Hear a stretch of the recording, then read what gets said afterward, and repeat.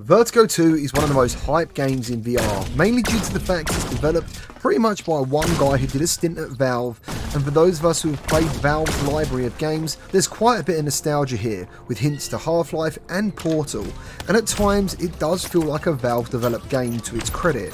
But Vertigo 2 definitely has its own story to tell, and does things in a way that is very unique. The overall art style and imagination of the creatures inhabiting the worlds that you'll explore never gets boring. Some of these creatures are very freaky, funny, massive, a little bit scary, or a combination of all of them, and while playing, you feel like you're on a journey full of wonder. And one of the best bits for me personally is it's literally impossible to predict what is going to happen around the next corner. And it's absolutely full of visual variety, and even though I don't think it's the best game I've ever played in VR, which I know may disappoint some of you, it's easily kept my interest throughout the 10 hours I played and gave me quite a challenge. Now before we get into the details of the review, please take a moment to leave a like, comment and subscribe for more VR content. Vertigo 2 has given me some laughs, satisfying boss fights, massive worlds to explore that are simply beautiful, and the music never disappoints. This is easily now in my top 20 games for PSVR 2. It's pretty much unlike anything else out there, and for that alone, it feels like a blessing to play in VR. If I could put this into any category of how it feels to play, it's like Alice in Wonderland, but with weapons, blood, and everything alive or robotic wants to see you dead. I just want to add quickly that it's a shame the original Vertigo isn't, at least to my knowledge, coming to PSVR 2, because the Vertigo remaster was excellent, and that would definitely help with the story. There's a small recap in the beginning, but it's a little short, and I think most gamers might get confused by what's actually happening, at least for the first few chapters.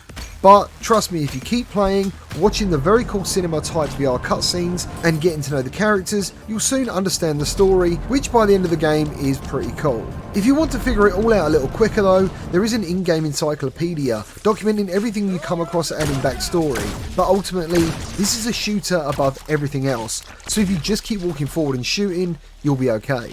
Speaking of shooting, the weapons feel great and super unique, and most of them have alternate firing modes and upgrades. The shotgun is my standout go-to weapon in the lineup, and I didn't get to upgrade every weapon, which will definitely add replayability, because as the credits rolled, new stuff was unlocked, and I can definitely see a second or maybe third playthrough happening. Throughout my gameplay there was plenty of doors and secrets and tunnels I didn't go through, and one chapter in particular can be played completely different depending on the choice you make. Now another thing I like about Vertigo 2 is that it nails VR presence. Everything in this game holds weight, it feels solid and is affected by the environment.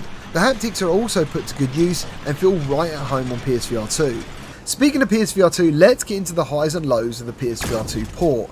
I have played this game on PCVR, but I never completed it, and I'm pretty glad I waited. Vertigo 2 is a mixed bag of performance and details, and I'm going to hit the lows first. Some large areas have low-res textures, and there's a few glitches here and there, and some of them are pretty serious, even on the latest build. Now technically I could have reviewed this game a month ago, but when I got my code there was a game-breaking bug for some creators, and I was unfortunately one of them. So I put the game on hold till Perp Games released the new build, because my first impressions, technically speaking, weren't that great.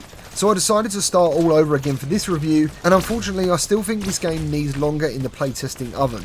World items fall through floors, weapons get stuck in walls or in enemies, my left arm went crazy a few times, and I had some hard crashes. Worse than that, some puzzles glitched, making them impossible to pass without a full chapter restart, and one in particular still didn't get fixed by a full restart, and I had to guess what to do to progress. This particular puzzle could stop players finishing the game, and I've informed Perp and Zach, but what is probably the hardest part for me to overlook is the frame rate in some parts of the game.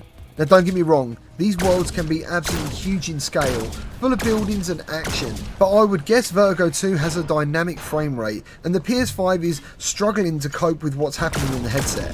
And to add to this, the resolution doesn't always look its best, in comparison to some of the best games we have already on PSVR 2. I'm assuming the game doesn't use eye tracking or dynamic foveated rendering, because I can turn my head one way and have a smooth frame rate, and then turn my head back to another way and see it drop. To be clear, it's not game breaking, but it may make some people feel uncomfortable. However, most of the time the game looks excellent, and I think the majority of the game holds up very well. When you see the combination of vibrant colours and the frame rate running at a silky smooth 120, you can't help but be impressed. And ultimately, I feel most of these negatives can be fixed before the launch. But I had to ask myself, Would I rather have what we have now or reprojection? And I can definitely say it's not the latter.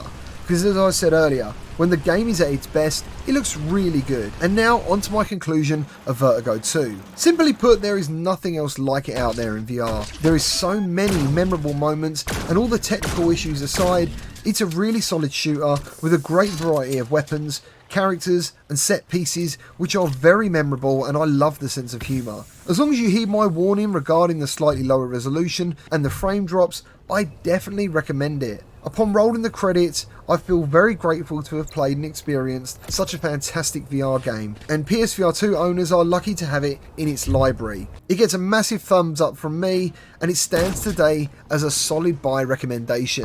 Now, as I said earlier, if you enjoyed this video, please leave a like, subscribe for more VR content, and if you pick this game up, let others know your thoughts down below in the comments.